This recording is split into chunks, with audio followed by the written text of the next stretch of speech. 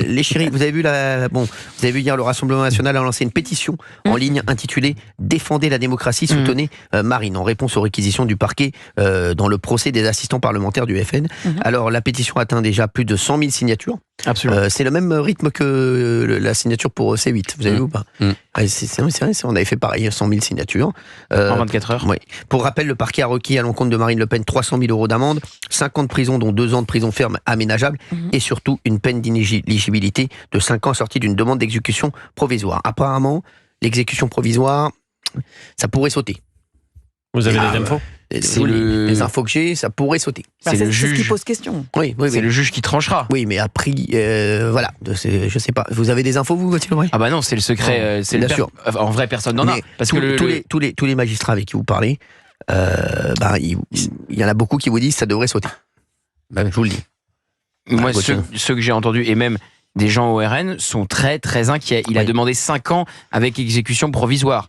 Donc, le scénario, là, évidemment, c'est le secret de la délibération. Donc, je rappelle que la défense de Marine Le Pen ne s'est même pas encore exprimée, n'a même pas encore plaidé. Donc, Valérie fait bien de le rappeler, c'est lundi.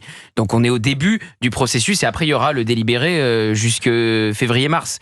Mais demander 5 ans, ça peut être ramené à 3, donc ça suffirait s'il y a exécution provisoire. C'est vrai que c'est le suspense, c'est pourquoi le RN se bat. Et on m'a dit hier au RN, la seule manière de faire reculer les magistrats, c'est l'opinion publique, c'est la pression populaire. C'est pourquoi il y a cette pétition et c'est pourquoi elle fait un 20h ce soir. Ce que les magistrats n'apprécient pas toujours. Hein. Non. Le fait que l'opinion publique... Vous avez vu qu'ils ont fait une chanson aussi avec l'IA, avec l'intelligence artificielle. Vous l'avez écouté ou pas? Oui, bien sûr. Il faut soutenir Marine Le Pen aussi. Ils ont fait une chanson avec Léa qui s'appelle Je soutiens Marine. Alors, mais là, c'est pas le RN qui l'a faite, la chanson, mais voilà. Qui est énormément reprise.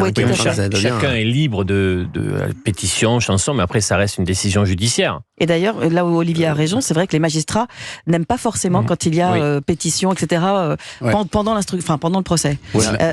Jordan Bardella, hier, il était l'invité de Laurence Ferrari. Il a dit mon mouvement politique a un genou à terre. C'est fort, hein. Alors, c'est fort. Jordan Bardella, il est aussi assez malin. Je pense aussi que, voilà, il voulait aussi mobiliser les Français et leur dire que c'était extrêmement grave ce qui se passait et que, voilà, il était obligé de dire que le parti, c'est un très gros. C'est un coup dur pour le parti. Il y a une amende qui sera infligée au parti, ça, il n'y a pas de suspense là-dessus. Hein. Donc financièrement, ça sera compliqué pour le parti. Si Marine Le Pen ne peut pas se présenter. J'ai une question de fausse candide. Allez-y. Que je peux poser à Gauthier Lebray, par exemple, qui connaît bien les arcanes.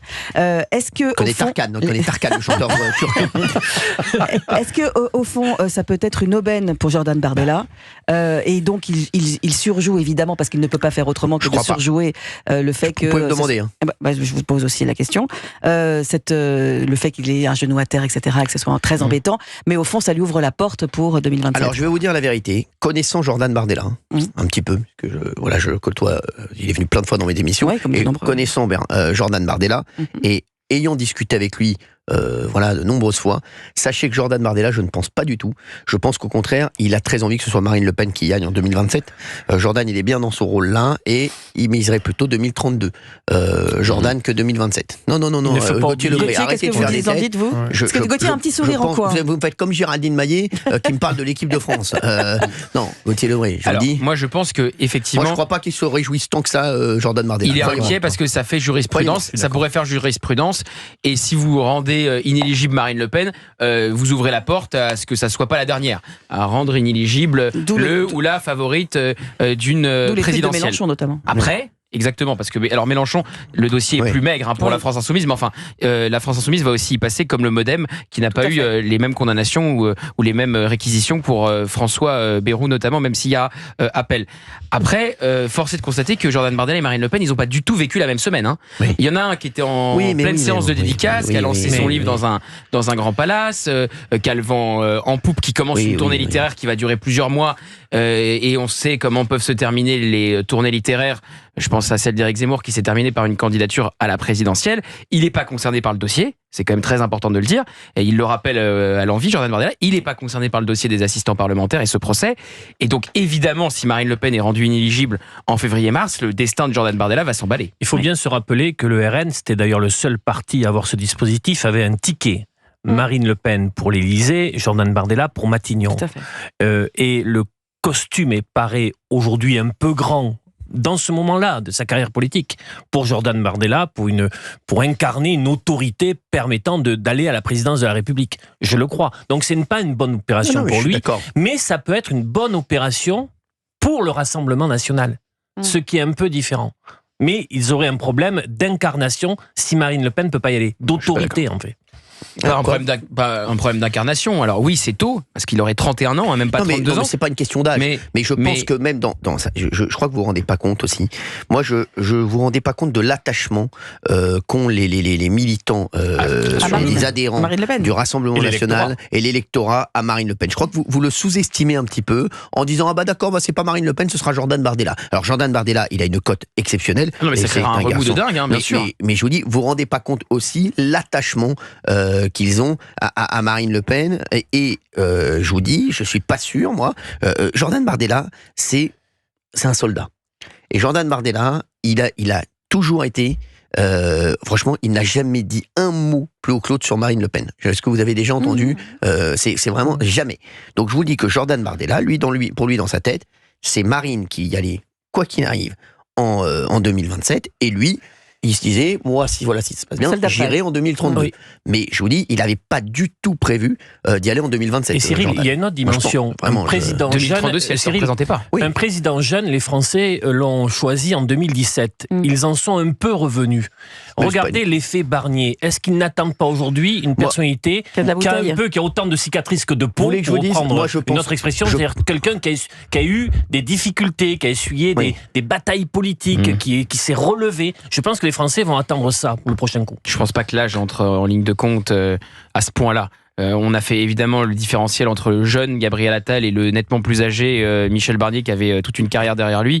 Jordan Bardella, son objectif, si il devient candidat presque malgré lui, ça sera de garder le vote populaire, comme vous dites Cyril, très attaché à Marine Le Pen. Ce vote d'Hénin Beaumont, très très attaché. Mais il faut aussi se dire que beaucoup disent le nom Le Pen ne peut pas devenir président de la République. Le nom Le Pen est un obstacle à la présidence de la République que n'a pas de fait. Mais aujourd'hui, Marine Le Pen ferait plus de voix à l'élection présidentielle que Jordan Bardella. Qui ça ? Marine Le Pen ferait plus de voix à l'élection présidentielle. Faut voir.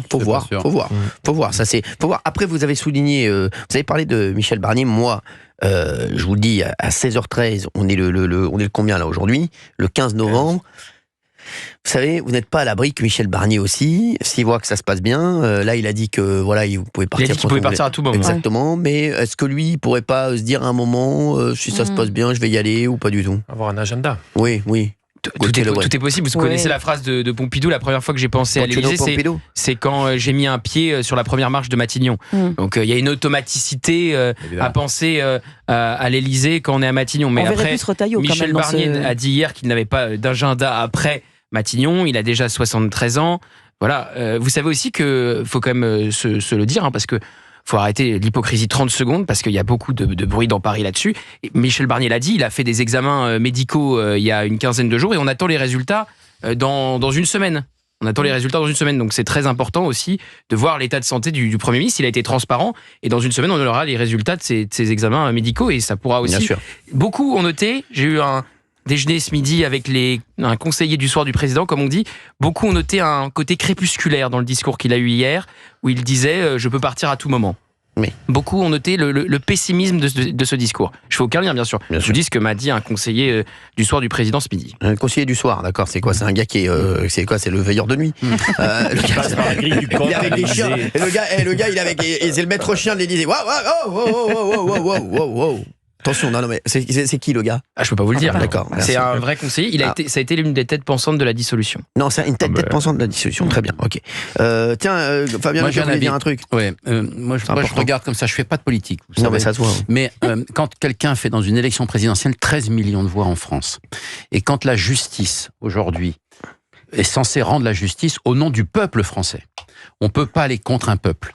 Et c'est pour ça que les pétitions sont très importantes. Non, mais quel que soit le dossier, en fait, en même temps. Sur la pétition. Moi, je pense que ça peut être au contraire contre-productif. Non. Parce que les magistrats et les juges, là, en l'occurrence, détestent qu'on vienne interférer. Ils peuvent détester, dans une décision. Ça va surtout les obliger peut-être à changer d'avis. N'oubliez pas, Valérie, quand on rend... Elle se motive en droit. La décision, elle est motivée.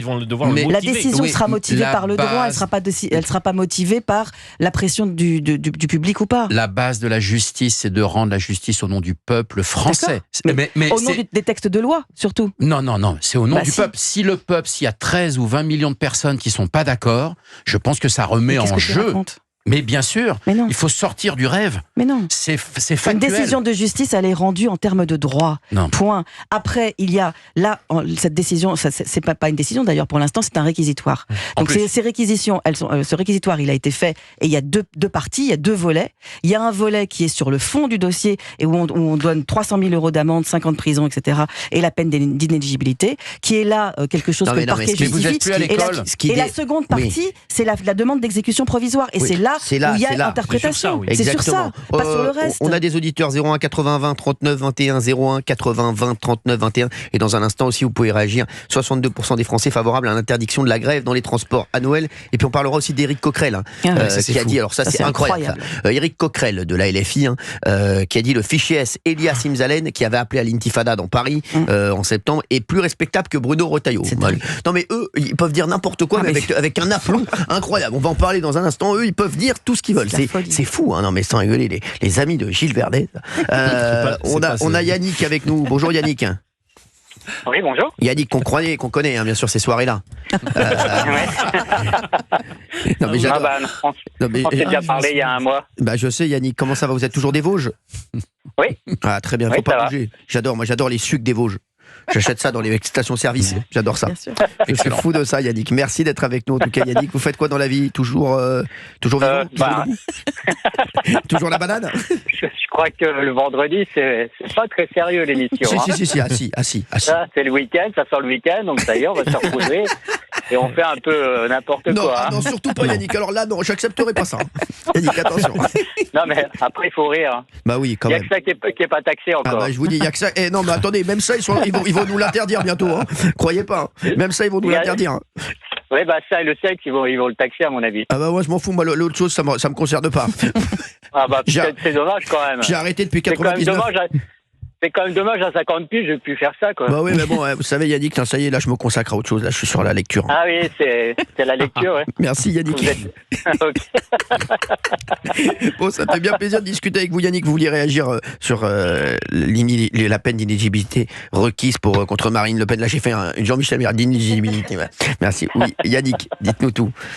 Moi, si elle est vraiment coupable, elle doit être jugée, donc elle doit être condamnée. J'ai voté le RN plusieurs fois, mais si elle est coupable, pourquoi elle devrait se substituer à la justice? Parce que les gens vont faire une pétition pour la soutenir? Non. Ça veut dire que demain, elle fait un crime. On va la soutenir aussi. Elle a fauté, elle est punie. Si elle veut être présidente de la République, il faut bien qu'elle accepte la sentence des juges. Les juges doivent être impartials. Ou alors, les juges ne sont pas impartials, c'est une cabale contre Marine Le Pen. Et là, c'est autre chose. Mais en attendant, on est un pays de droit et de devoir. Donc, le premier devoir quand on veut être président, c'est d'avoir un peu les fesses propres, quoi. Bien sûr, oui. C'est même quand on n'est pas président. Voilà, je veux dire, c'est globalement. Voilà. Non, mais je veux dire, après, c'est bien beau C'est sûr que quand on parle du Front National, moi, j'ai voté en 88. Ah ouais. On a à peu près du même âge, moi je suis 69. Ouais, je sais, Yannick, c'est bon. Donc ça veut dire que voilà, j'ai voté gauche, droite, extrême droite. J'ai jamais voté extrême gauche parce que j'aime pas Mélenchon, parce que je l'aime pas, puis c'est tout. C'est un profiteur pour moi lui. Ouais. Mais bon, peu importe. Après, les filles, pareil. Mais dans ce compte-là, ça veut dire que si on vote à président. Après, tous les présidents qui ont été élus, ils ont tous des casseroles derrière, ils ont tous été poursuivis. Sarkozy, Chirac, même si Chirac, tout le monde l'aimait bien.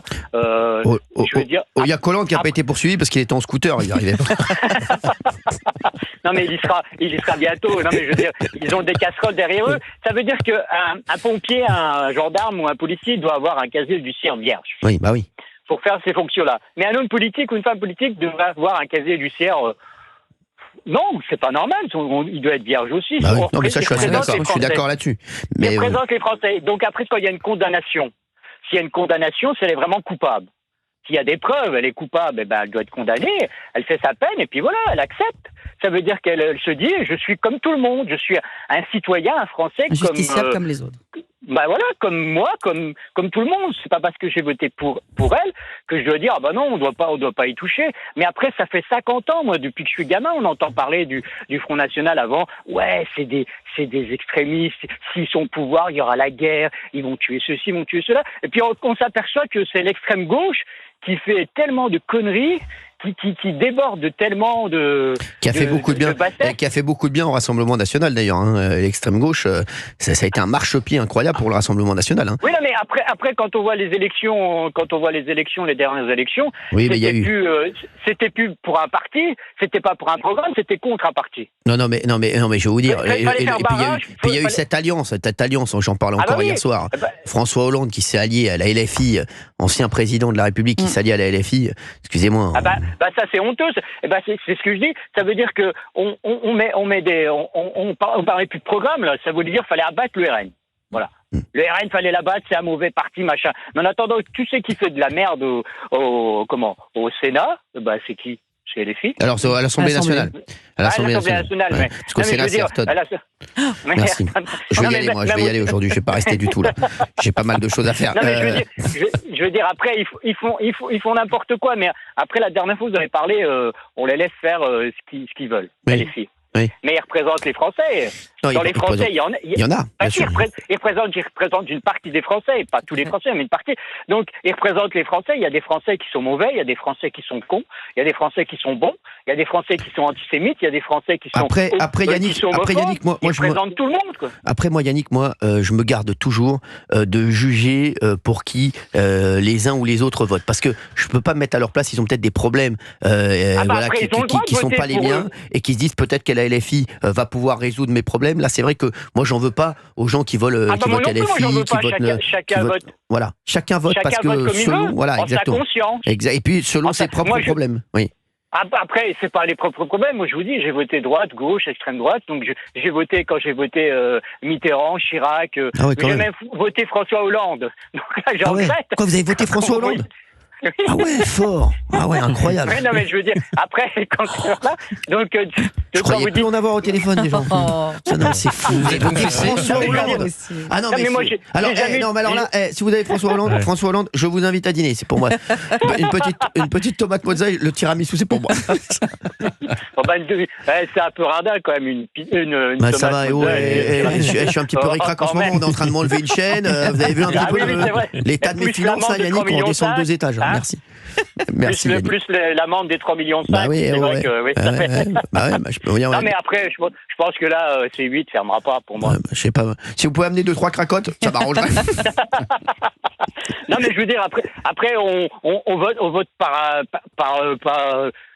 on vote comme on a envie. Moi, j'ai toujours voté. Je me suis jamais caché pour qui j'ai voté. Après, ça plaît pas à Pierre ou à Paul ou à Jacques, je m'en fous. Moi, il faut parler de tout. Il faut être ouvert à tout. Et il faut pouvoir s'exprimer sans juger l'autre qui va voter pas comme vous, quoi. Exactement. Mais après, il y a des choses dans la vie. C'est comme le policier là qui a parlé. Je crois que c'était un commissaire il y a 2 jours qui a parlé. Oui. Par rapport dans les cités, là, s'ils avaient le droit de faire leur boulot, vraiment leur boulot, quoi. Ça veut dire qu'ils ont des jeunes de 13 ans et 14 ans avec des kalachnikovs qui leur tirent dessus. Je suis désolé, oui, faut leur tirer dessus aussi. C'est ce qu'a dit, c'était l'ancien patron de la BRI. Exactement. Oui, non, mais je veux dire, après, moi, je suis tout à fait 100% d'accord avec ça. Je veux dire, après, de faire rentrer l'armée dans les cités, non, je suis pas d'accord. Parce que Yannick, en fait, vous voulez faire tous les sujets en un passage, en fait.